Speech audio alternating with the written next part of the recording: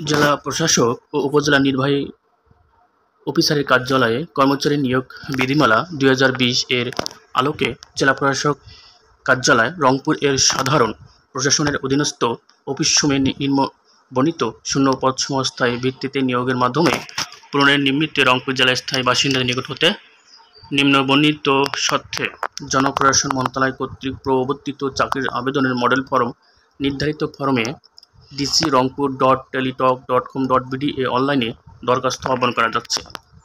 যেসব পদে আহ্বান করা হচ্ছে সেগুলো হচ্ছে সহকারী প্রশাসনিক কর্মকর্তা, পদের সংখ্যা 1, বেতন স্কেল গ্রেড 24।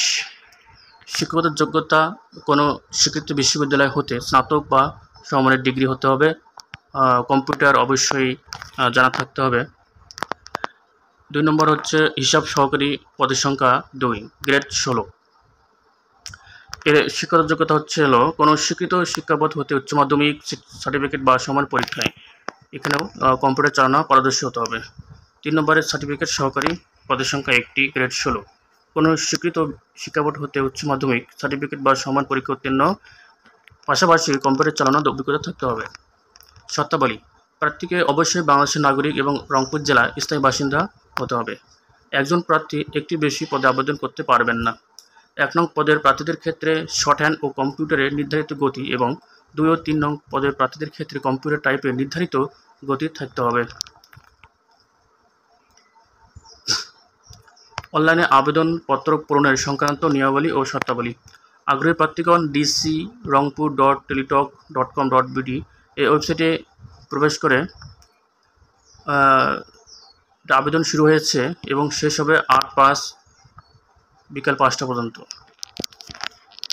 অবশ্যই ওই ঠিকানায় গিয়ে নির্ধারিত সব তথ্য দিতে হবে, ছবি ও সিগনেচার দিতে হবে। এরপর প্রতিটি পদের পরীক্ষার ফি বাবদ 200 টাকা টেলিটকের সার্ভিস চার্জ 23, অর্থাৎ 223 টাকা থাকতে হবে তার টেলিটক সিমে। এখানে সব তথ্য দেওয়া আছে। আর বয়স হচ্ছে প্রার্থীর বয়স 18 থেকে 30 এর মধ্যে হতে হবে।